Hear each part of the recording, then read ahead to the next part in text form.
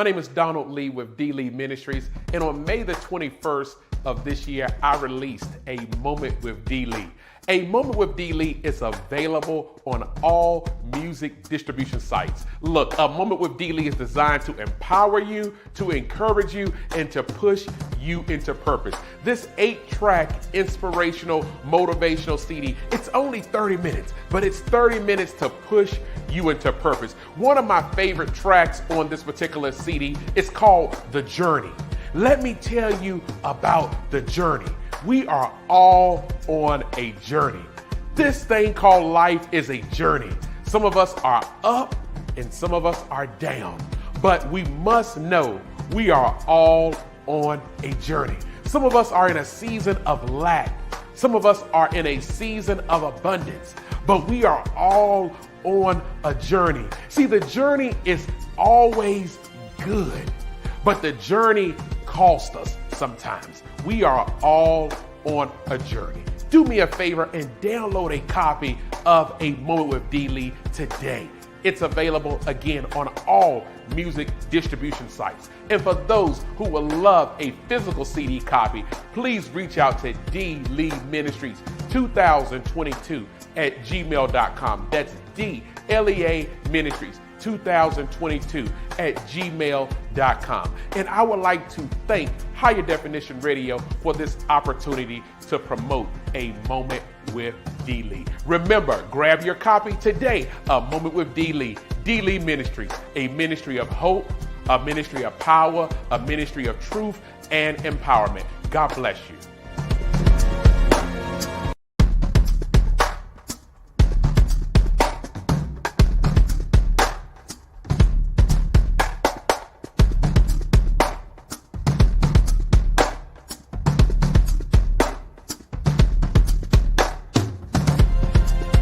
The journey.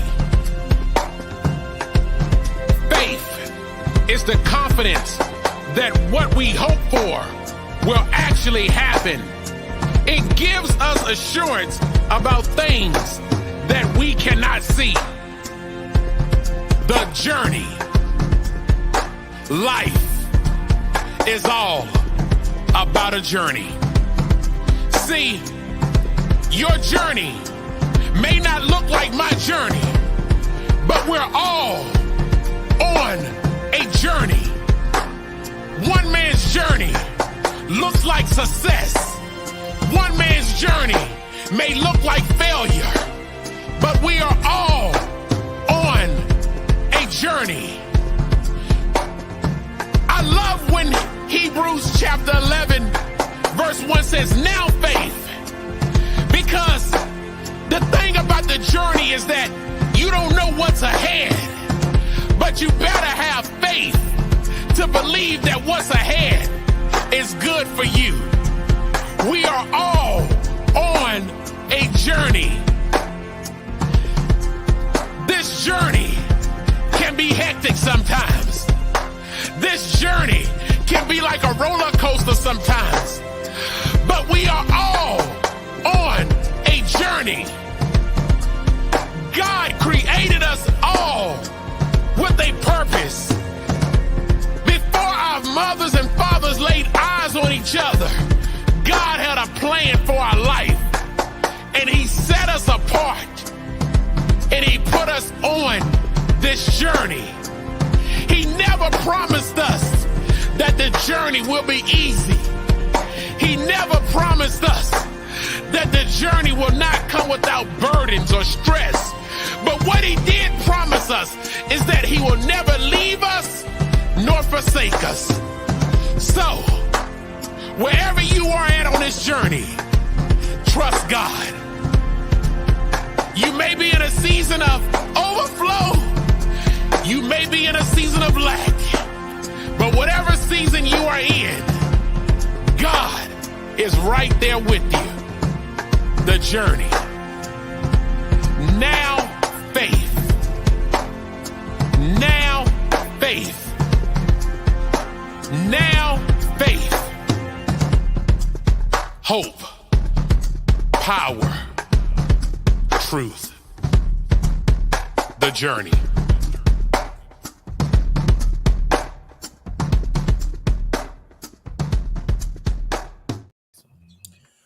Lord, I gotta take a journey, and it won't be long. Talking about my Jesus. I'm talking about my Jesus. Good evening. Welcome to Higher Definition Radio. This is been a week and a month for all of us. As you can see, it's three of us tonight, and we're looking forward to our topic on separation of church and state. Can't wait to have this discussion with these two gentlemen. Well, with me being the best looking out of the three of us, so just stay focused on me. Keep your eyes on the sparrow. Just stay focused on me. We're looking forward to the show. We're looking forward to the conversation. We started off a little shaky, but we got to hear the journey. The journey. Lord, I got to take a journey. Fred, how you feeling about the journey? I'm talking about listen, I was amped up listening to D. Lee, man. I wanted to just stand up and do some jumping jacks or something. I just felt like I needed to do something, man. He had me amped and hyped. But yeah, I'm excited tonight. Kind of looking forward to the conversation, and I want to see where it goes. I'm talking about my Jesus. Yeah, Everett, you know the song. Come on now. How are you, sir? And you might want to come off mute before you start. Yeah, boy, it's good. It's a shaky start, man. yeah. D. Lee bailed us out, man. Once again, man. I tell you, if I had 10% of what D. Lee had, I'd be Thanos. I'd be I'd be able to do whatever I want to do whenever I want to do it. Like I admire that guy, man. No, we have an interesting show for the people that's first time, fifth time, 1,000th time watching us or listening to us. That kind of is right on time for this current week we're in, talking about the separation of church and state. We saw something that we have never seen in this country. The Speaker of the House being removed. And I'll just start with you, Everett. What were your first thoughts? Because this kind of built up. And I didn't think it was real till it was real. Well, of course, my first thoughts is what I think probably a lot of our first thoughts was like, you could see this coming a mile away. The guy kind of set himself up to be removed when he put that clause, into the rules. And like soon as he stepped out of line, like it's hard to lead people. And I think about this even when in churches, when you have the congregation elect a pastor and they can fire a pastor, like you have the same thing going on. Like you have leaders who are afraid of the people they're leading, and you can't be an effective leader like that. I go into it with the mentality of I'm probably gonna get fired, so I'm gonna do the right thing and just let it happen. That's one way to look at it. And me and you've had this conversation. When you're a politician, especially when you reach those levels, those people are career politicians. Like firing ain't the option. Like you're gonna pull out all the stops. Fred, what did you think when you when you saw the story this week kind of play out? Yeah, I came in on the tail end of it, and one of the things that I think about, I want to piggyback off what Everett said briefly. Is like when you start looking at, what real leadership looks like. A real leader is that guy that's he's going to stand by his morals. He's going to stand by his convictions, his ethics, and wherever the chips fall, he's okay with it. But even he had a difficult time in the beginning just to even get the gavel. I can't remember how many votes they had. Just 15. Couldn't come 15. I thought it was 15 or 16, but I couldn't remember for certain. So he had a difficult time even getting the votes to get the position. And I'm certain that even when he, came up with this big bright idea of, hey, it only takes one person to bring the motion to the floor to get rid of me. Someone had already, kind of put a bug in his ear that, hey, you're going to get my vote if you do this, knowing that as soon as he stepped out of line, he was going to get axed. I guess, when we start looking at the divide of our nation, it makes me a tad bit nervous because I think that whoever the next speaker is for the Republican Party is probably going to be, someone that's going to be an extremist. It's going to make it extremely difficult to get anything accomplished. Hey, and another point too, when we're talking about leadership and like not caring about whether you got fired or not, like Trump squeaked in. like barely got elected in the office, but the way he carried himself, I mean, you would have thought he was like, Reagan in '84, won by landslide.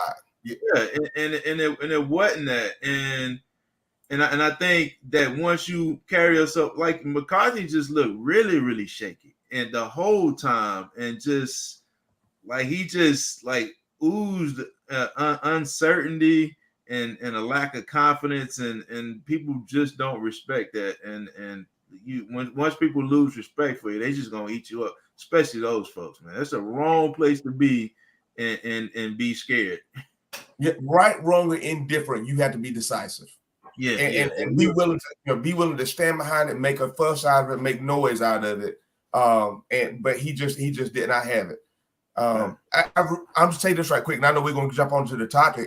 But I remember like listening to I like Miles Monroe, and Miles Monroe, he did a teaching a number of years ago about the difference between what our political system looks like now versus what a statesman is. The statesmen, like they're not that guy that's going to bend to the pressures of people around them.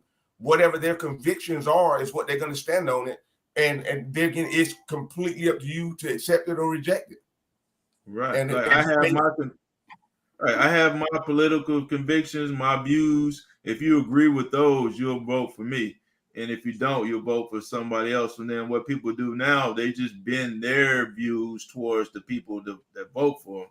And a lot of them are confused. So, it's just, you listen to the same politician as he goes from the coal mines of West Virginia, listen to his speech there, and then you hear him go to whatever country, whatever state that's they pushing clean clean coal and or electric vehicles.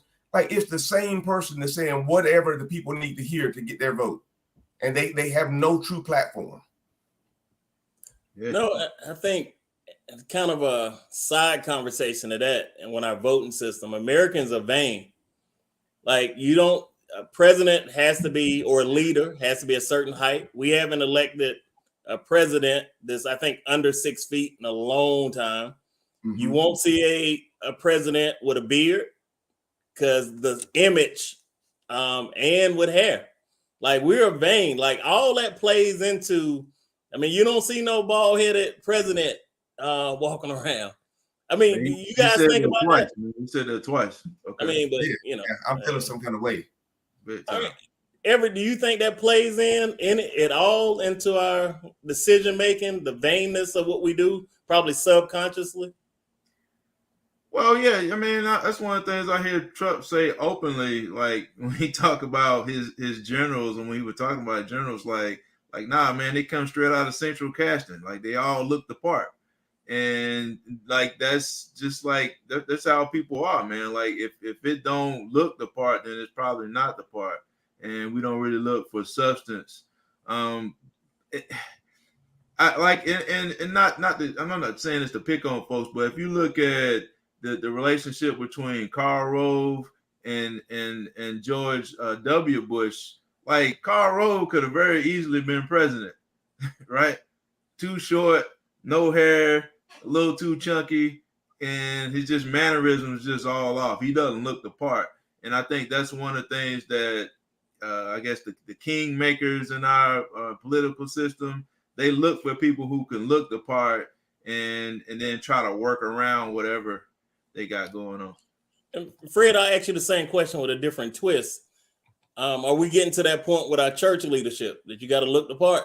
Like, Joel Osteen is Joel Osteen. I don't care what people think about him and his messaging. He looks a certain way. His wife looks a certain way. Are we getting that way with our church? Because you start thinking about all these churches now, people look a certain way.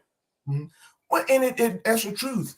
When you look at, like, as I'm traveling just kind of from place to place, and I see, billboards and signs and things of that nature, even just online, when people are advertising, come to our church, you almost always see that picture of that beautiful husband and wife duo, Batman and Robin.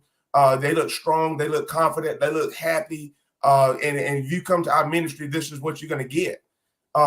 Even, you may mention about, our political leaders, and mine, I'm staying on task. You good. When we talk about how we are supposed to look at how we're supposed to, to present ourselves in certain arenas. Do you remember the big deal they were making over President Obama smoking? Because that's just something you didn't want people from other, in the United States seeing, even of other countries seeing your president with a Newport in his hand. And there again, I believe that someone in this corner said, "Hey man, that's going to make you look too black. If we let you get on camera with the Newport, after a while you're going to be having an earring." So, Fred, are you trying to say you think President Obama was smoking Newport? Like out of all the cigarettes, you named Newport. He smokes Newport. Yeah, he smokes Newports. What are you talking about? Yeah, he's a menthol man. Yeah, what other methylated cigarettes? I don't know where y'all going with that. But then, really, think about this. You remember a guy, I think his name was Howard Dean. Look, Howard Dean is like leading the polls. This guy's smoking it. And then the beginning of the end for him is on some campaign trail, like, woo, and that was it, because he stepped away from what a presidential candidate is supposed to look like. No, and I'm even thinking back, when the last time you saw a president with glasses? I don't know. Right. And I can't remember what election was. It was way before my time, but I think his name was Edwin Muskie. He was running for president, and the reporter was asking him something about his wife. His wife had like mental health issues, I believe. And then the reporter reported that he was crying. And and this dude went to his grave saying, "No, man, it was snowing and a snowflake hit my eye, landing on my cheek. That you saw a snowflake, it wasn't a tear." And like the fact that president, like you want somebody who's like Superman, I guess, to be president. I don't know. Yeah, you got to be a certain height, certain body type. Man, now it's gonna make me look at the next debate. Are any of the candidates wearing glasses? No. As old as John McCain was, even Biden, I'm certain that those guys were probably wearing contacts, some sort of corrective lenses. But you won't hardly see glasses. Like Chris Christie, he brings up some good ideas sometimes, but he just don't fit the political bill. He looks like he's a cheeseburger away from having a heart attack. Yeah, and people key into that stuff. And don't forget, Franklin Delano Roosevelt was like wheelchair bound his whole presidency, and there was never one picture of him in a wheelchair. Like, wouldn't let it be? Most people didn't even know he was in a wheelchair. And I think this is kind of changing a little bit. You see Governor Abbott like kind of proudly wheeling around, and certain things are becoming more acceptable. So we'll just see where it goes, man. I don't know. Yeah, we're gonna get away from President Obama and his Newports, man. I need to look this up, man. Y'all stereotypical. He wouldn't pull out no pack of Newports, man. Y'all need to stop. Basketball and smoke Newports. Oh yeah. What you mean by NAFTA? He just bought. Man, what you don't be asking about NAFTA? That was before my. We're talking about, and we're gonna not switch gears, the same line as we started off talking about the separation of church and state. And I think one of the easiest things about church and state that everyone can identify with is prayer in school. Like, that was a hot button issue. It's still a hot button issue. Everett, any thoughts on prayer in school? I think I said this last show, man. As long as kids as long as kids still have to take tests in school, there's always going to be prayer in school, especially for students like me. wasn't quite prepared. You need all the help you can get. But but seriously, when I think about it, like, we do have this, and again, a lot of folks ain't going to accept what I'm saying, but I'm going to try to say it in a way that I can explain it the best. But so we live in this huge multicultural society, people from different faiths, people with no faith. Like, who is it that's going to decide what prayer gets prayed and who we pray to? And if you end up with some generic, really saying nothing type of prayer to really nobody in particular, that has to go through the school board and the principal and let all the parents sign, like it's not going to be worth saying anyway.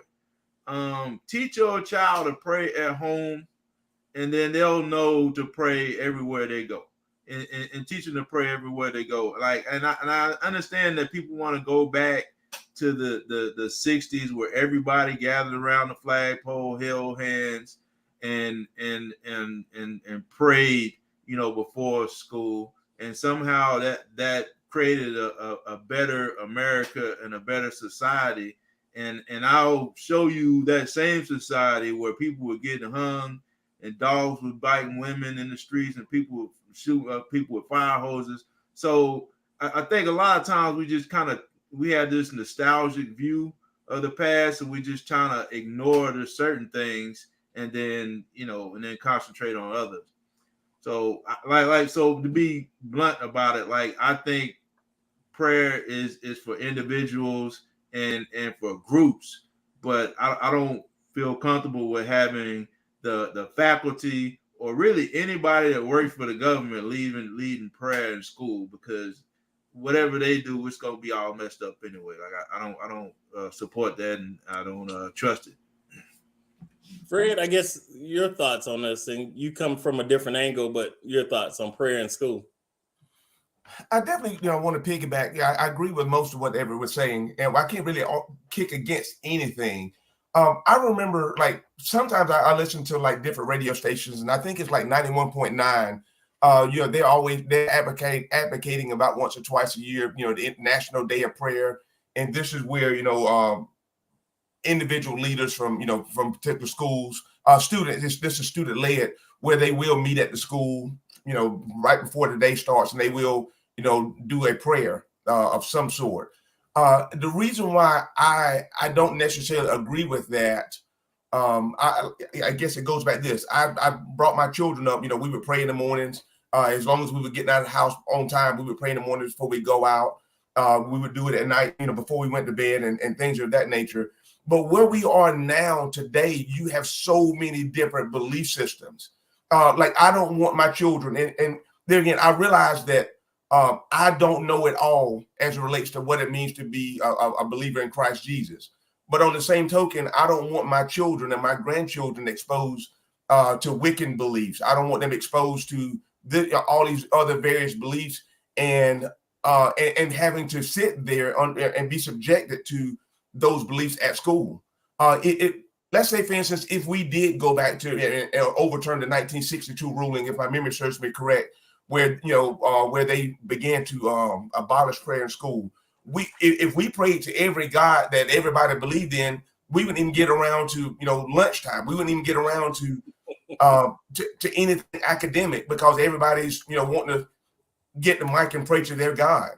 So as Everett was saying earlier, my responsibility as a parent is to teach my children and to teach my grandchildren about what we believe and how we are to call on the name of our God. And if I don't do it at home, they sure can't go to school and learn it. Yeah, and then one thing I'll say too, man, is like, the schools can't even get history right.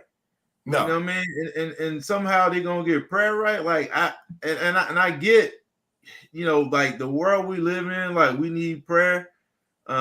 Kids need to be hugged. You can't touch kids, but kids need like a lot more than what the government is capable of giving. So I think that's where we as people who are believers in Christ and we serve Christ, like we really have to step into that void, because the government just is not equipped to handle it. All they can do is mess that up.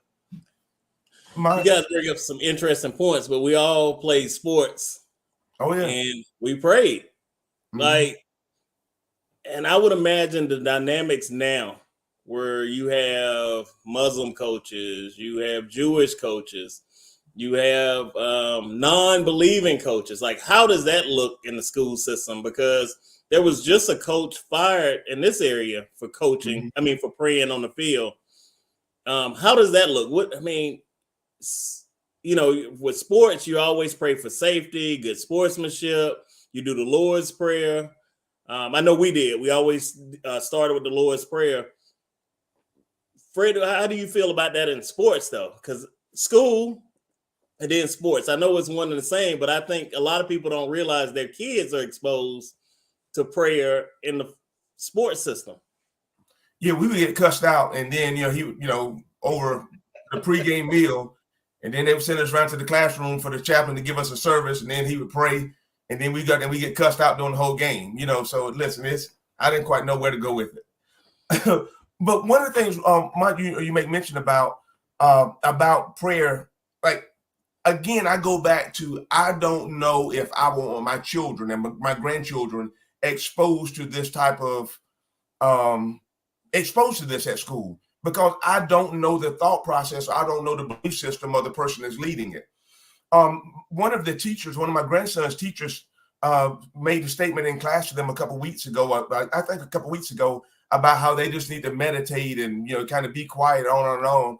And he said, no, I just got to pray about it. And so now how that conversation ended, I don't know. We never got the information back from the teacher, but, he was like, no, we don't meditate, we pray. So I would prefer, give me the opportunity to pray with my child and to be their spiritual advisor before the game, and let the coach, your job is to coach them on the field, teach that tight end how to, do block and do his thing. Let me teach them how to, serve Jesus. Well, so y'all anti-prayer, all kinds of Everett. Come on now, sports. I know y'all were praying. Look, I ran into Tim Bowen not that long ago, and actually talked to him on the phone, and I just told him how I appreciated him coming in the locker room and giving us that devotion. When you think about some kids, like, that was the only church they got all week, and so not saying that I'm not saying I think that that's wrong. I'm just saying, like, how do you do it, and how do you force other kids to be a part of it? And then if you set up a situation where kids who don't believe have to leave the room, now you almost have this set up an adversarial relationship with Christianity, just in my opinion. And I am a big fan of Fellowship of Christian Athletes. Like, that I think that's a separate thing where kids can voluntarily come together as Christians, as athletes. I think we should support that even more. I mean, if you think about how influential athletes are in the schools and throughout our country, to have a fellowship of Christian athletes spreading the gospel, I think is very powerful. But to me, it gets complicated when you put the school in charge of it, and you make the government a part of it. I think it gets complicated. And then even in the school, like, the Bible is the most influential book that's ever written. Like, even if you don't believe in God, like, atheists acknowledge that, right? And to not teach it in school, for whatever reason, just doesn't make sense. Like, even if it's an elective, like, kids should understand, like, what this book is, where it came from, how it affected our society. And so, like I said, I'm not to push religion on people, but to teach people, like, where we came from as a society. Well, and Everett, man, I see you wheels turning. And when you talk about teaching it as an elective, like, when you there are things in the Bible that you can actually go back and verify in history. So even if you don't even set aside, hey, this is, Bible 101, if you teach it in conjunction with other things that are going on in history, like, we can prove that this particular thing happened, even though it was documented in this little black book with gold, writing. It verifies this. This is what has been established before this history book was even written. No, and that's an interesting comment. Release. So even reading this comment about Bible release, like, do most parents know that can go on? So here's my question to something like that, and I don't know if ever you want to leave it up or read it. Yeah, I think that's what do you think about that, though? About Bible release and picking kids up Nah, You know what I'm saying? For a Bible study. because I guess I have mixed feelings about it. One, if I want my kid to go to a Christian school, I can enroll them at some type of Christian school, right? If I don't think that should be your elective. Like when we were talking about history, like we struggle with history. So what type of religious views are you teaching doing this thing? And I'm sure it's doctrine on something. But in this area, is it the Southern Baptist Church, which we would all have Paul's to if you're of dark skin on their messaging and imaging? Like, what is the doctrine based on? And that's what I think we can get ourselves in trouble. Churches struggle with history, with biblical history. So I don't know if I'm trusting the school or some release system to talk about it. But what are your thoughts, Fred? Well, and man, I was really thinking about a gentleman I met. This young man, I met him for the first time at 17 years old. And I'm gonna tell you how I didn't realize that until maybe 6 months ago. I'm at the gym, and I'm gonna try to make a long story as short as possible. I'm at the gym one particular day walking on the treadmill, and this guy keeps walking by looking at me, and I'm thinking, well, man, like, I don't know you. Evidently, you got me confused with someone else. So the long short of it, he approaches me and tells me that I arrested him when he was 17 years of age on a drug charge. He ended up doing a little bit of prison time, and he got out, and now he's actually in church. He's part of the praise and worship team, and I can call this guy Monday through Saturday, and he'll probably answer the phone on the first ring. If I call this joke on Sunday morning, he's not answering. But the thing that when he and he's actually been to my house and have done work for me since then. He's actually certified a master electrician. But the thing that he told me that has benefited him so much is because he grew up in a poor home, drugs and just one crazy thing after another. But he said a teacher from his school took interest in him and would actually invite him and a couple other kids to church with them on Sunday. The church bus would come out of the house, pick him up, and there was a way for him to get away from home, get away from the madness, get something to eat. And he said, periodically he would learn something about Jesus. That just wasn't his thing. But when life happens, he was able to go back and recall some of the teachings that he received as a kid. So I definitely believe that there's power in us sharing the gospel. But I just don't know if doing it through the school is going to be our right method. Let me be honest. Schools are struggling with hair policies where African Americans can't have braids or stuff like that. I don't know if I want them over figuring out my religious views or shaping that. That's just me. Everett, what are your thoughts? Hey man, look, if you want if your kid had a birthday party, you're gonna have 30 kids over there. Like you're gonna have to you be wanting to make some kids go home, right? Like so it ain't hard to get kids to come over your house for whatever. But once you get there, what do you expose them to? And so when we have so many opportunities to minister to, and I'm speaking for myself, like I miss a lot of opportunities, to share the gospel, share the good news with people, that once you put the government in charge of it, I feel like a lot of times a lot of us relax and step back. And then two, like you're talking about over 300 million people. This government represents over 300 million people. We don't all think alike. We don't all even think, like we don't all like each other. And how does that work when you try to teach religious doctrine to that diverse population? I think all they can do is mess it up. And because you think about like what people learn about religion when they were teaching prayer in school. That's how we get all this nonsense that people believe in now. About rape. Think about it, bro. We had prayer in school in segregated schools. Yeah. Like how well did that work? I'm just saying, how well did it work? Yeah. Go ahead, Fred. Well, I was going to ask you this. So when we talk about in the schools about the differences in beliefs and things of that nature, we want the schools to teach our children about our faith. When you look at even within the Christian denomination, you have so many people that can't even agree on what we like. You have some people that made the argument that, when you receive the Holy Spirit, you automatically, got to speak in tongues. If you ain't speaking in tongues, you don't have the Holy Spirit. And I'm just telling you, like, this is what some denominations believe. You have other Christian denominations that believe that as soon as you receive salvation, now you have the Holy Spirit. You have people that, that make the argument that, and I know this because a gentleman told me, like, in a conversation, the young man, he's under hospice care. He's bedridden, could literally go at any moment.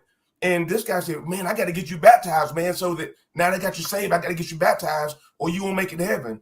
So he's pulling a kid up out of the bed, just about to drown the kid in a tub or something beside the bed to baptize him. So if we can't get it right in the church, if we can't even get on one accord about the basic doctrine or the basic principles of our faith in the church, man, the schools definitely can't do it. Like they can't do it. Hey, Fred, when the thief on the cross asked Christ, to save him, and say, okay, now let's go baptize you. Like, no, man. I'm just saying, man. And again, I'm not against baptism. I'm a Baptist, right? Like I believe in baptism, but then I believe that, come on, let's have some common sense about this thing also. Yeah. But we're talking about separation of church and state. So we got on the prayer in school. From a school system, evolution sometimes is not taught right. And we struggle with that conversation. Depends on which state you're in on evolution or the Big Bang Theory. Like, there's some hardcore Christians out there. They're like, hey, you better not be teaching no Big Bang Theory in school, right? Like, so how do we even square that from a knowledge standpoint? Can you put Fred's comment up about, now I might sound like a hypocrite on this, but I truly believe world religion should be taught in school. Absolutely. There should be a baseline for world religion. If you understand world religion, you'll understand your world. You'll understand why Hamas or the Palestinians and Israel are fighting tonight. You will clearly understand that from a world religion standpoint. And I think sometimes we just put everyone in this evil and we're good category that you can't understand why people might have different points of views. What are your thoughts, Fred? Well, and that goes right back and support the idea that we shared earlier. When we start talking about world history, when we start looking at when the Palestinians and the Israel, and when they start fighting thousands of years ago, and we teach this from a historical perspective, and then we bring in what the Bible talks about, how they've been fighting since the beginning of time. They've always they're never going to be peace over there. But when we would bring all of that into a biblical perspective and show about what the Muslims believe about this, what the Christians believe about this, it gives a better idea or a better picture of what's really going on. Even this morning, Kenya and I, when we actually saw where there had been airstrikes, missile strikes, we began that conversation this morning that should not be shocking or should not be it shouldn't amaze any of us, because we should have known that this was coming, because it has been foretold to us in scriptures. Guys, not only that, like, when you in those regions, that in their mind, they got time on their side. They've been there for generations. They got time. You might get us 10 years, 20 years, but at some point we're going to strike. Mm-hmm. And you see I know I'm simplifying what's going on, but you see the true aftermath of that today on what's on the news. Your thoughts? Yeah, just kind of along the lines of what we were talking about earlier, me and you. Again, understanding the Bible, understanding the history of the region, that Christ was born under Roman occupation. And when you look at his ministry, it was all geared towards soul salvation. It really wasn't. He really didn't talk about the Romans or hey, we need to get swords and get them up out of here so we can be free to worship. Like, no, like, we got to get us right, And for me, I think that's the message to Israel and Palestine is the message of the cross. Get us right here first. and then we can worry about this land or where you're gonna stay at. We can worry about that too. But we need to get this part right. And I think too many Christians come in here and get to taking sides about. And I understand the hurt. I understand the pain. Like even from the Palestinian side, like there are people who other people are living in the homes that they have the deeds to. You know what I mean? Like this I'm not saying this like this is insignificant, but what I am saying is like there's a more pressing issue. Like when you send bombs indiscriminate into a civilian population where they're babies that didn't have nothing to do with this, like where are we here? You know what I mean? So like I said, I get the political issue. I get the historic conflict, but at the same time, we got a conflict that's much more important than battle right here. Not saying I'm trying to blow that off, but I'm saying I don't think we really think about that part enough. Let's switch gears a little bit. It's election season coming up.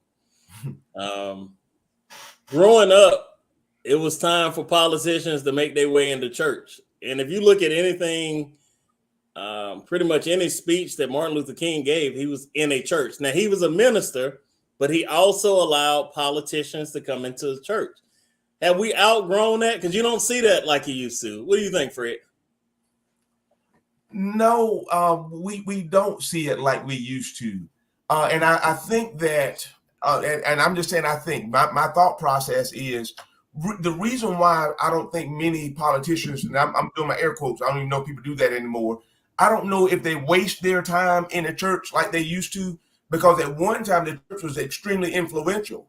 And if the church said, hey, we need to get behind this candidate, this is where the direction the people moved in. But there again, candidates today realize that the church, we as a church, we don't have the influence in our communities like we used to have. There used to be, one big church in a particular neighborhood, and everybody from that neighborhood went to that church, so everybody was getting the same information. But now, and I say this not trying to be condemning or judgmental, but now everybody wants to be a pastor of a church. And, if I'm a politician, and it sounds comical, but if I'm going to be a politician and I want to come to your particular area, which church do I go to? Because I think Everett made this one time before, man, sometimes we act like Bloods versus Crips, man, in the church. So if I don't support your ministry and I go to another ministry, I'm not going to come there to hear what this politician has to say. So, no, I couldn't tell you the last time I've been to a church and a politician came and gave this grand speech about what they were going to do about our issues. Because I really think that they realize that our congregations or our churches just don't have the political power that they used to have. Everett, what are your thoughts? Have we passed the time where politicians come to the church? And does that say more about the church than the politician? Because Fred has a valid point. Well, I think that it is true, but I think it speaks to the role of the current role of the church is not what it used to be, and not even on a spiritual side. I'm just talking about socially, politically. Like a church was a place where people learn how to read in church. You know what I'm saying? Like people met their husbands or their wives in church. Like you were like that. That was the social scene. And then there was a hub for political and social activism. Hey man, we all know popular preachers with Reverend on the front of their name. They ain't never pastored nowhere, and a lot of them don't even attend church nowhere. And yeah, you know what I'm saying? Like, so like that's a way to get some instant credibility is to put Reverend on the front of your name, man. I even heard Mark Eric Dyson say one time, like he was a minister. He got his preaching license at the YMCA, like because that's how you jumpstart your social activism. And then coupled with the fact that there was a time where a white person would more be willing to call a black man reverend or doctor, all right, before you would call him sir or mister. You know, so they had some sort of reverence for the church, and that kind of led people there because it was a place of respectability also. I don't know about you two. You guys on here saying President Obama smoked Newport. I've never saw it, so I don't even believe it. First of all, fake news, fake news, and then that people out here putting Reverend on the front of their name ain't pastor the church. See, y'all, y'all ain't right. All right. So, in this political season, and we 2023 about to go into 2024. An election, big election cycle. Don't we need politicians to come to speak to you and say what you're gonna do for the community that you're in, or for the church, or for you guys think that's still off tilt? Everett, I see that look. What are you thinking? Maybe something's wrong with me, but I'm thinking, why don't you just do it and then tell me about what you've done? Like these folks has been in office for 4 years in the White House, or been in Congress for 20 years. I don't want, man, nah, bro. You don't need to be telling me about what you're gonna do. Tell me about what you have done. You know, especially when you have the opportunity. And even if you haven't done it, show me where you fought to do it. And so, nah, man. I think people. Again, I'm gonna use a dirty word now. People have woken up. No banana in the tailpipe. Yeah, it's over with, man. We ain't going through it no more. And when you go through these old ways and these old tricks that they used to con people, with I don't think people are falling for that no more. And people still aren't as politically sophisticated as we should be. But I think we're a lot better than that. You just can't roll up in the church on Sunday talking about what you're going to do when you've been there for 4 years, had every opportunity to prove it to us. Fred, I don't like the way this sounded. I think we need our local congressman, our local senator, council person to come strolling by the church to let us know something. Come on, Fred. What? I tell you what, I always kind of talk a lot of trash about the old church and things they didn't get right. But I'm going to tell you about one thing they did. I remember one of the good old hymns they used to sing, "My hope is built on nothing less but Jesus' blood and righteousness."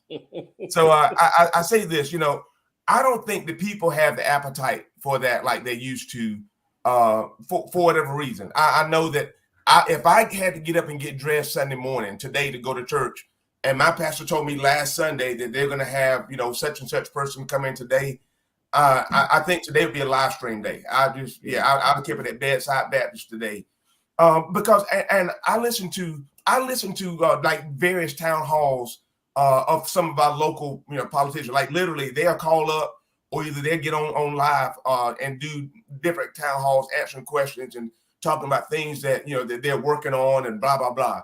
And the word I hear over and over and over again is co-sponsor. Well, I had co-sponsor this bill and they got held up in the House. I had co-sponsor this bill and they got held up on. And you never hear about, hey, listen, I got out, I pushed for this particular piece of legislation. It made its way through the House. It made its way through the Senate. And now we're able to do X, Y, and Z. But it's really, it goes back to me as being a waste of my time on Sunday morning when I'm coming seeking some spiritual guidance as to how I can live my life better. And I got to sit here and listen to this guy. There again, we're going to pick on President Obama. Super good guy. I believe I can hang out with him and go eat pizza. Y'all ain't right, man. Y'all ain't right. I don't think I want to come to church on Sunday morning. I would be there if he were there. But I don't need him coming up trying to sing Amazing Grace to me on Sunday morning, because that's not his job. Good. He did sound good. And people what you talking about? Say what? He didn't know the words, man. What you talking? Yeah, Stop. Frankie Beverly, man, pointing the mic at the audience. You ain't see that? Yeah. But there again, I would have enjoyed to be there for that experience.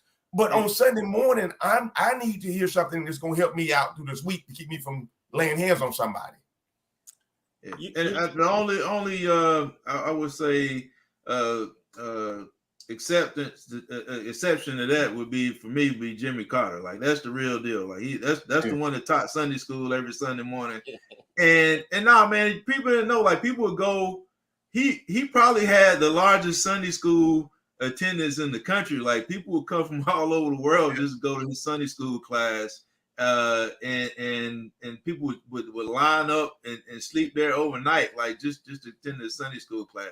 Didn't make the news, right? Because he ain't calling folks names and being all controversial and combative. But like that, I think that's a great idea of a Christian statesman. Yeah, in my opinion. So let me get this right. President Obama smoked Newports, played basketball, sung off key. And what was y'all's other one? Y'all terrible, man. Hey, you can have my whole black card after this. I'll tell you that right here.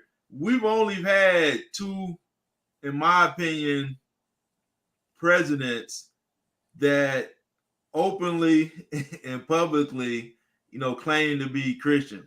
Like you had people who were political Christians, like they would go to church or they would join the right church in the community to try to build a profile or whatnot.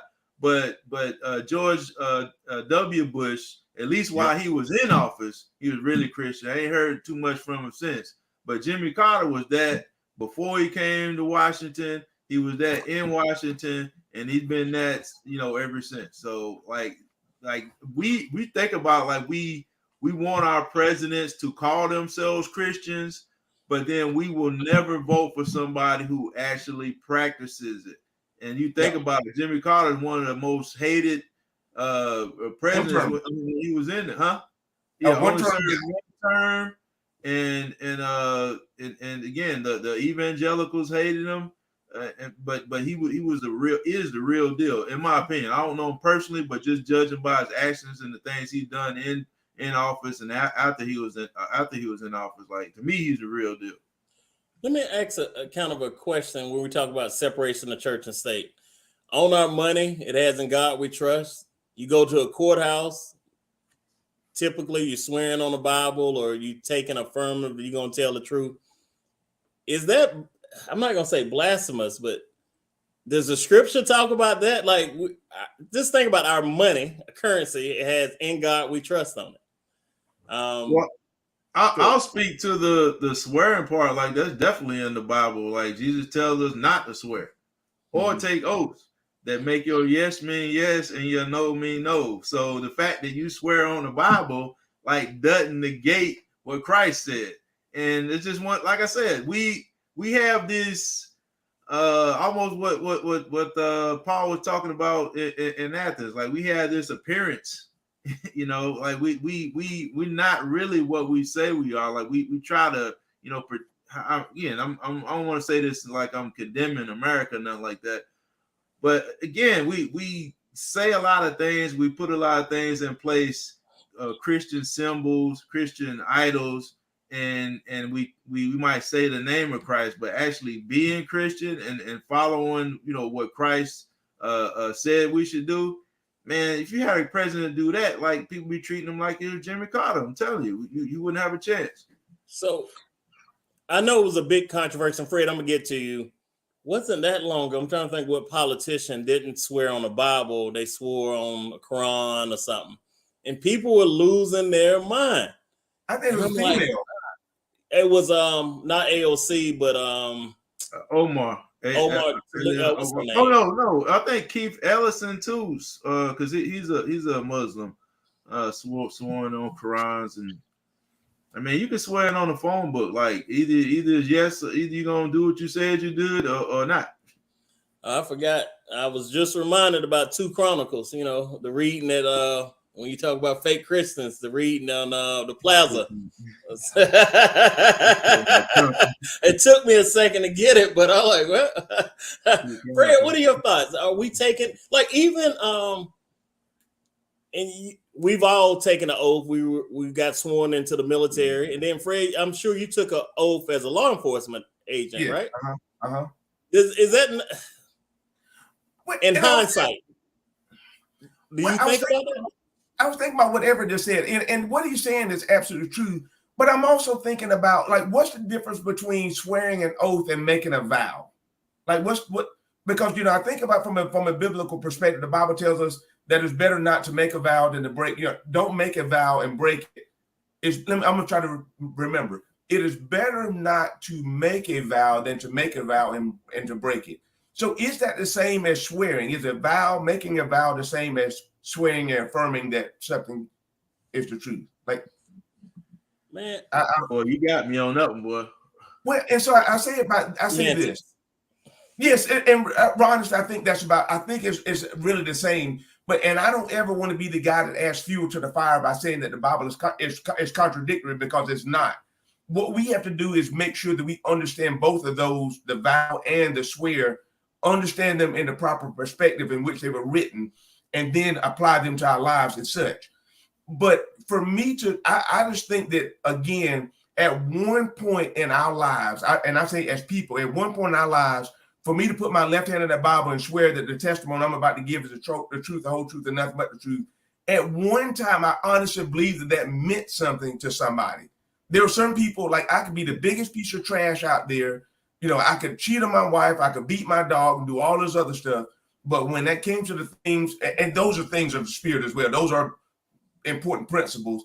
But I just think that there's a group of people out there at one time when they put their hand on the Bible and they swore that they were going to do what was right.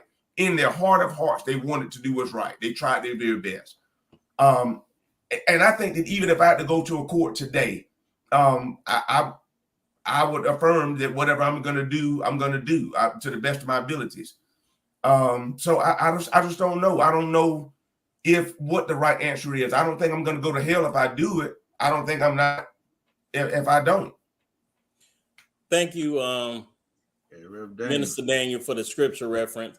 I know there's a huge upswelling right now of the same conversation with fraternities and sororities taking oaths and pledges, that a lot of people making these videos, they denouncing a sorority or fraternity because it's before you're putting that group in front of your faith.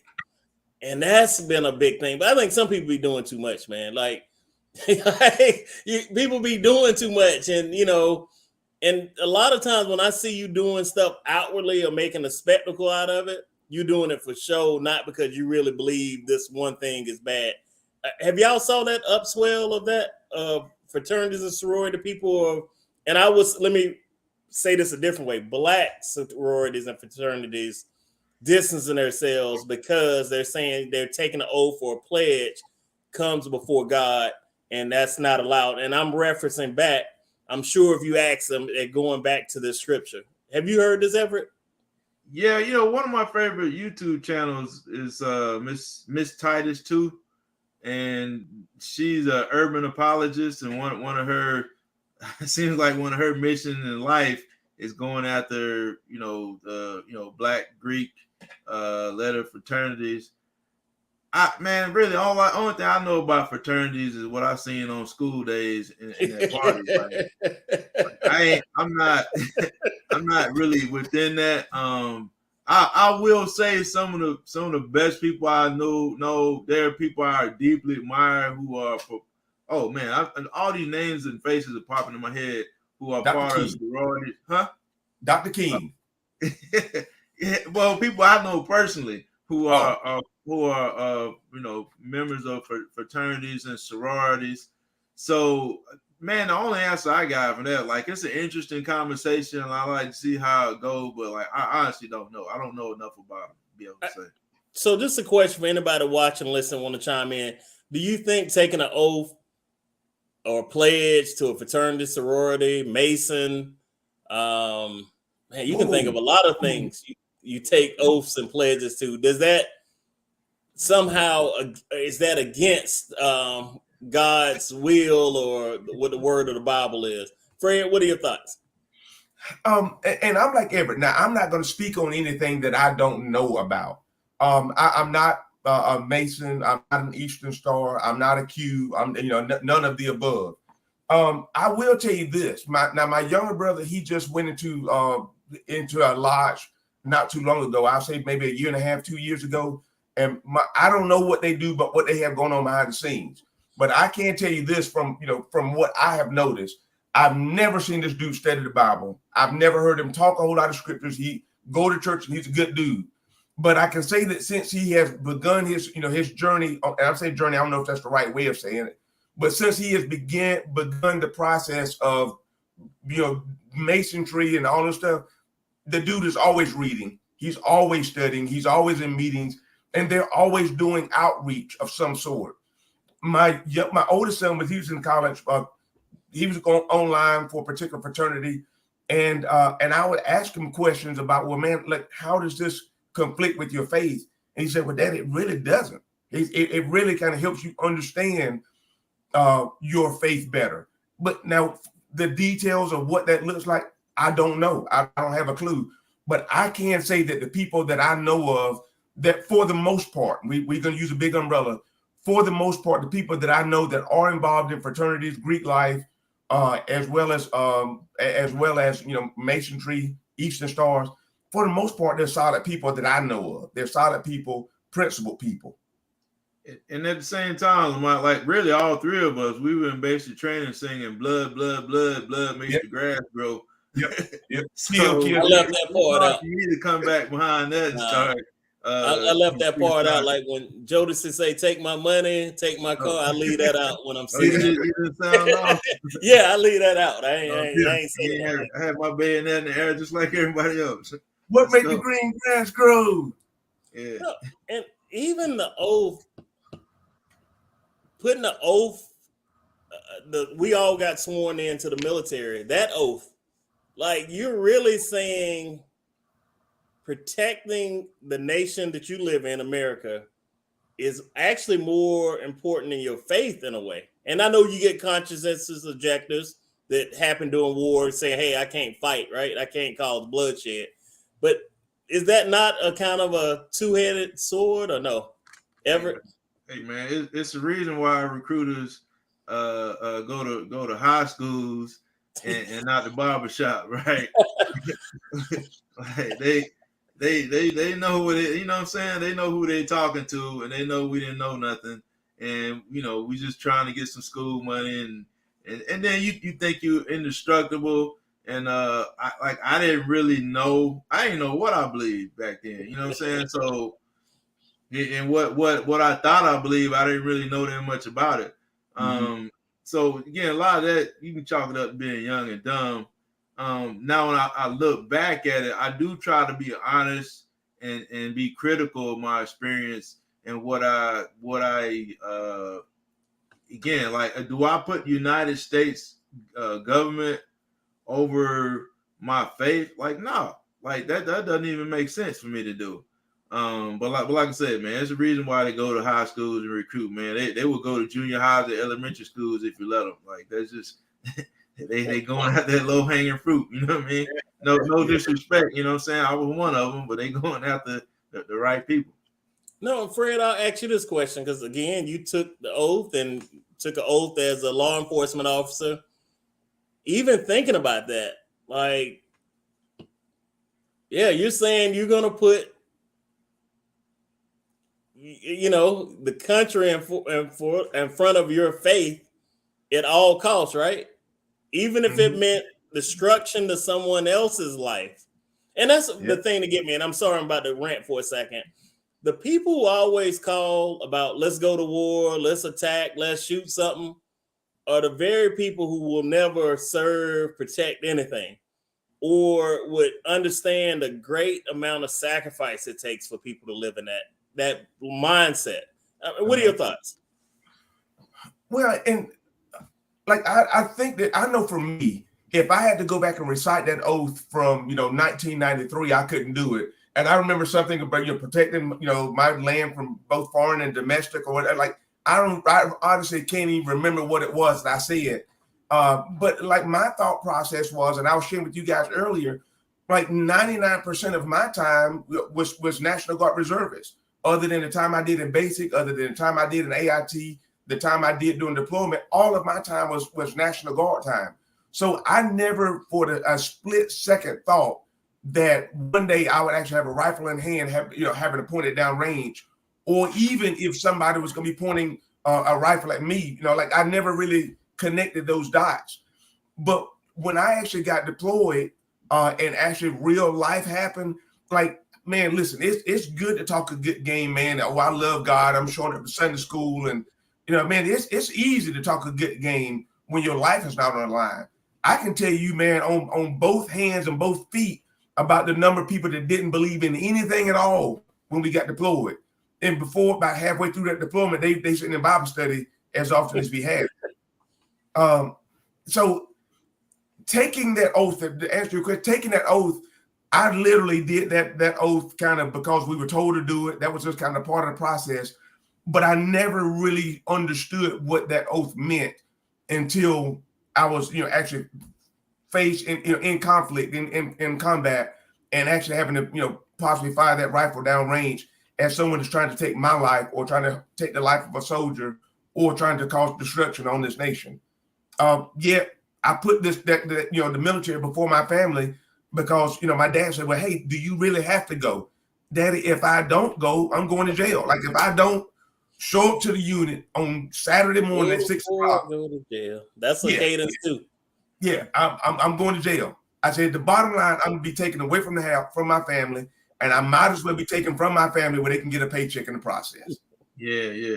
Hey, and then too, when I think about when Jesus healed the servant of the centurion, I don't recall him going to him saying, okay, now turn in your uniform, throw away your sword. Like, nah, that dude went right back to being a soldier. I'm assuming. And again, and even he said that, like, not only did he not condemn the man, he said, like, I haven't found this much faith even in Israel. So again, I might be off base with that example, but when I look at like what's right, what's wrong, what's acceptable, what's unacceptable, I can't look to my standard because like mine is skewed. Like I got my own pet peeves, some things I like, don't like, people I like and don't like. It's better for me to turn to the word of God, turn to the ministry of Christ, and let that be my example. And let me read the oath to everyone that we all took. And for anyone watching and listening, I can say for all three of us, we love our country. We've done our time in our country and sacrifice time with family, sacrifice health, short and long term for this country. So please don't take anything we're saying is not that, because sometimes people either say you're with us or you're against us, and they're with is something totally different. But the oath we took, I, your name, do solemnly swear or affirm, and I bet you affirm was something recently added, that I will support and defend the Constitution of the United States against all enemies, foreign and domestic, that I will bear true faith and allegiance to the same, and that I will obey the orders of the President of the United States and office appointed. Hey, do y'all think women say that obey a part when women elect, you think they say that? Hey, Mark, like every year, that's why they go to the high school and not the barbershop. So, yeah. I'm just asking, man. I didn't know if. Yeah, you let her get 25. She ain't obeying nobody. No, yeah, I'm just asking, man. That was said. So, affirm true faith. That's an interesting term that's there, and I know it probably has some significant meaning. True faith is to your country. I think that reference is not to any religion, right? And I've served with people who are from, I don't know if people realize this, like you can be a citizen of another country and serve in the U.S. military. Right. I served with people that were Turkish, with Irish, people from all over who were just in the United States military. And so sometimes I think we don't, as a country, we just think of war machine, not what makes up the individual parts of it. Any thoughts on that, Fred? Well, we were actually out of the country last week, and it was funny. We were in Puerto Rico, and we actually went by a recruiter station there. So like you can't go many places in the world where the United States is not actually, not trying to get folks to give up their livelihood to come and place the United States before your own family. Might I tell you this? Hopefully this kind of fits in up to the topic. When we even begin to talk about how important this oath is, I remember being in I was out in Colorado, not Colorado, I was in California, Fort Irwin, California. And I remember I would call home. I used one of my buddies' cell phones to call home one Sunday, just to check in with the wife and kids, see how they were doing. And because I had taken this oath to serve my country and to defend it, I had the privilege of hearing about my son taking his first steps over the phone that Sunday, while everybody else had the opportunity to be at home when their children are born. Even deployment, some guys didn't see their children until the child was 3 to 6 months old, because that oath you take, that you're gonna have a firm faith in your country, you're gonna serve it, you're gonna sacrifice for it. That's something that most people are not willing to. You can say it, but when the rubber meets the road, most people are not really serious about doing it. Let me ask this question, our last question. Is freedom a religion in the Bible somewhere? So I saw that when you wrote that. Like, explain better. Like, what do you mean by freedom? Free to serve your God, whatever God you want. Well, so again, like people get mad at me for saying this though, man, right? Too, but I believe that God gives us free will, right? Mm-hmm. And that free will gives us the freedom to serve him or to not serve him. And I wish I could find the scripture. I think it's in Ecclesiastes where it says, you need Fred again. See, Minister Daniel's on this. Get on that, man. Get on that. Well, what does it says that young men, while you're young, do everything that's in your heart, have all the fun you want to have, but also remember that there's a judgment. So I believe that in America and in life, God has given us the ability or the right to be wrong, but not the right to escape judgment. We got the right to die and go to hell if that's our choice. So yes, freedom of religion, freedom from not obeying God, like that's in there. Like you can do that. Like that's obvious, right? I could go out and sin right now, but I don't have the freedom from judgment. You know what I mean? So I think that people like they like to have that part, and people talk about a lot how Tupac kind of messed everybody up when he started talking about only God can judge me. And that's heaven for a G. Right. I might not be able to judge you. I might not be a prophet, right? But I can read road signs. Like I can look down the road and see like, hey man, there's smoke down there, there's fire. I hear a lot of people screaming. You might want to go the other way, right? Like that's just kind of obvious. So that's why I would tell people like, yes, you have that freedom, but I would suggest you choose wisely. That's a good point. I watched Final Destination just the other night, one of 6 of them. And you talking about all the signs people get, it made me think about Final Destination. Fred, any thoughts on that? Freedom of religion. I believe that that it is addressed in the Bible, but I don't think that it's addressed verbatim as you stated it. I think that Jesus hated religion. And I'm explaining what I mean. I see eyebrows. When we start looking at what religion is, like you look at the Pharisees and the Sadducees, they were religious people. They on the outward surface, they tried to make sure every I was dotted, every T was crossed. But they did it for show per se.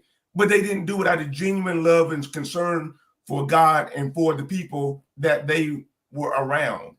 I just believe that God is all about us having a right relationship with him.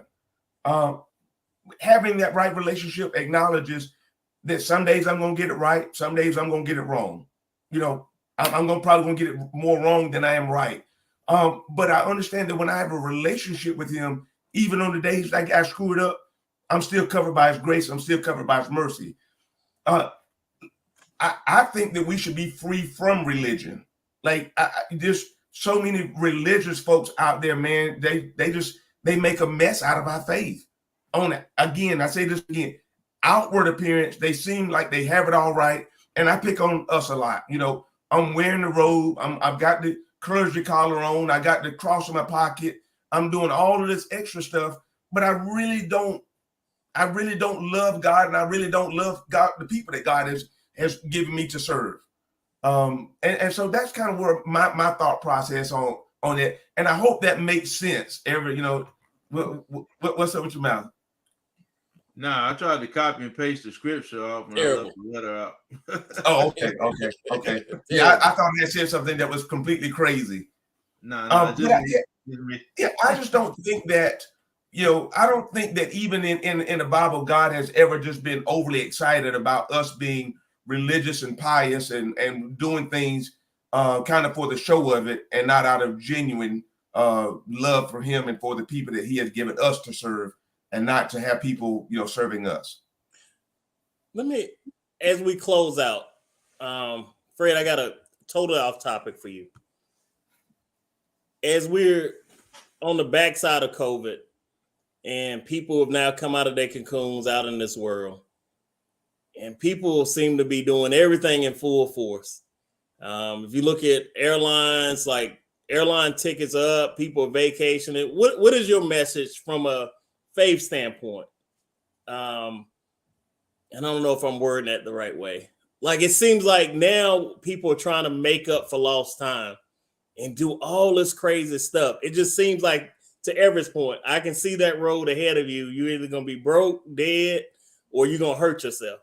Any thoughts from, if you were mentoring to someone that you see it as, hey, you wide open now that COVID is over? Well,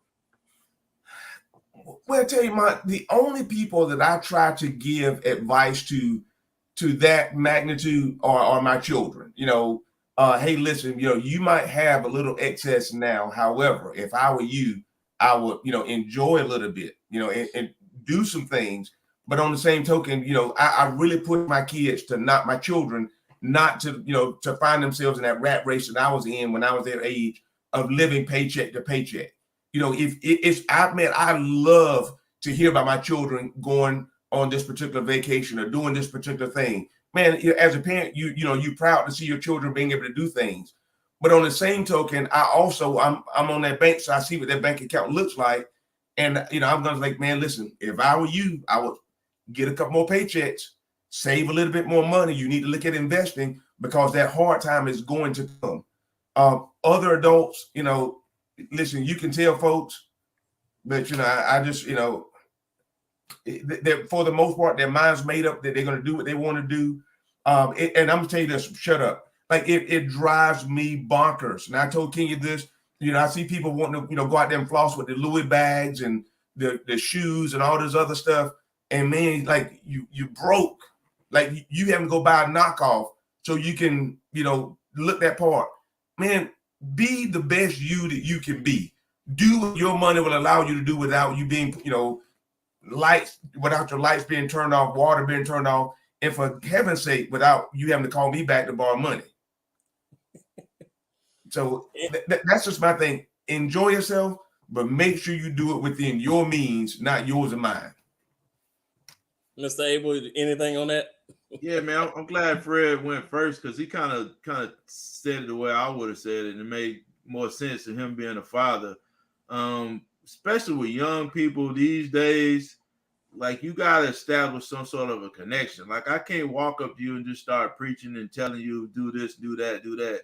Because if you don't know me, you can't call me on the phone. If we're not texting, if we don't have some sort of a connection, like I'm just an old dude trying to tell you what to do. And I mean, I was talking to a young man, not too long ago, and we were just talking about like, finances, relationships. I was trying to tell him, what little bit I know about marriage, and it's cool when you can tell somebody something and they trust you enough, they listen, and and I hear teachers talk about this a lot. When you see that light go off in that person, you're like, oh man, I didn't even think about that. Yeah, you're right. And that's a great feeling. you know, one thing I always tell people, like, man, you got to have, you know, 3 types of people in your life. You need a mentor, you need peers, and you need people that you can mentor and pass down what you've known and what you're going through. And so especially if somebody like me, you know, who never raised kids, so I don't have that natural connection, that natural level of respect with anybody, and it's something that you have to build just through a relationship. And so I would always encourage people, even reach outside of your family, man. You know, Fred, I talk about you a lot, man, and what you do, you know, in the community, and try to reach out past, you know, your own bloodline, and just impart, you know, what you have, and Lamont, you know, what you've done in the past and doing now. I always take my hat off, you know, you guys for that. No, and it's a great way to end the show. Fred, any final thoughts? Any final comments? Yeah, I keep telling this lie, like, hey, but guys, I'm gonna make this quick. But no, really, one of the things I think about from a biblical perspective when we start looking at politics, one of the guys I was reading about quite some time ago was Simon the Zealot. And when I first started reading, I was thinking that Simon the Zealot was Peter, you know, Simon Peter, when Peter cut the ear off of the guy, and they happen to be 2 different Simons. And so when we even begin to look at, you know, politics from a biblical perspective, now we don't know much about this Simon the Zealot, but we know that at one time, this guy he was looking to overthrow the Roman government. You know, he was part of a movement either before Christ or either became one of Christ's disciples, thinking that Christ was coming there to overthrow the Roman government. So I really think that there is not a true separation between church and state. Because ultimately God is in charge of all. He's over all. He's the person that appoints kings. He's the person that dethrones kings. But we just have to be wise enough in our thought processes and wise enough in scripture to know how and when to apply God's word to our daily living. Because I just think that's when we're going to be effective, when we can properly apply what we've read and understood. Oh, great final comment. Everett, any final thoughts?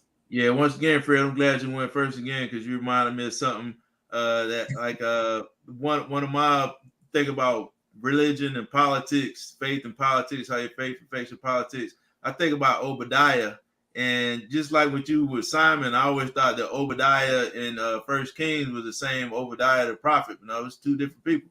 And so if you know the story about Jezebel and Ahab, and they were trying to kill all the prophets, and you have Elijah on the outside. He's an antagonist. Like he ain't got nothing to do with the government. Like he's a critic, you know, like he's you know, praying for a drought. Like he, like, you know what I'm saying? Like he causing problems for the establishment, as we would say these days. But then you had this man named Obadiah. He's a technocrat. Like, he's a part of the government, but he's a man of God, and he takes an opportunity not to point fingers and to criticize, but he takes, you know, prophets of God, and he hides them in a cave. And I like that contrast, because like we don't all necessarily serve the same role. It may be possible that there are people who are in the government that we may be critical of, who may be Obadiahs. There may be people who try to be Elijahs, but don't get anything done. So again, and I might be completely off base by that. So maybe some biblical scholars and pastors who can correct me of that. You know, I'm young. I'm still humble enough to be corrected. You ain't that young. And not show out. But I see that as a contrast. Like if I'm in the government, if I'm, you know, whatever, like my job is to do God's will, and it may not necessarily be to you know, call people names and stand up and make a spectacle. And again, I'm not criticizing Elijah, of course, right? He did God's will too. And I think that my job is to do my role, your job is to do your role. And it's so great that when they come into contact, there's no conflict between the two, right? And together.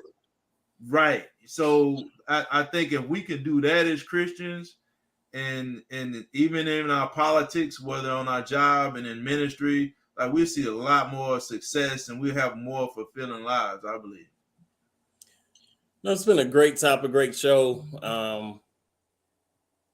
And as I thought about it, even before we came on, I mean, it's three friends talking, right? Talking about perspectives and lives. And that's what all our relationships should be about. It shouldn't be contentious. We shouldn't be, if you say this, I'm gonna hit you on the side of the head. And like, there should be room to be right and be wrong, or to see it from someone else's perspective. So I hope everyone enjoyed what we talked about in separation of church and state and took something from it. I mean, we're living in a very politically charged time right now.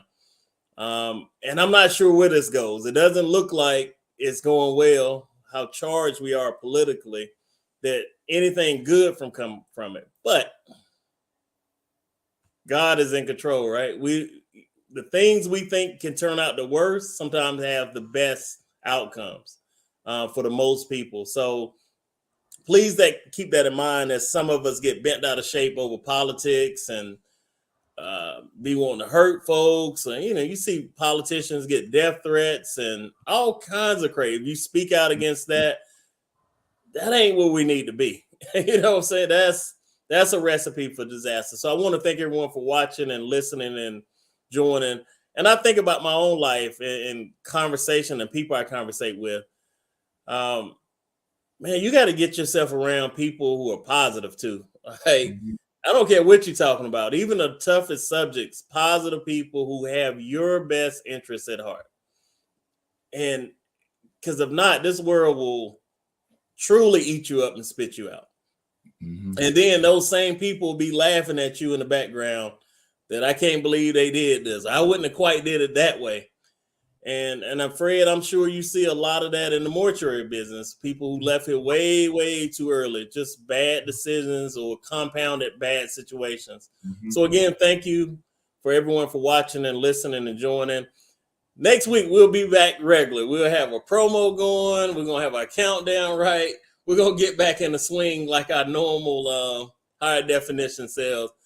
We all have an off week every once in a while, so forgive us for that, but I hope you enjoyed what we're talking about. Have a blessed and safe week, and tell someone you love them. Thank you.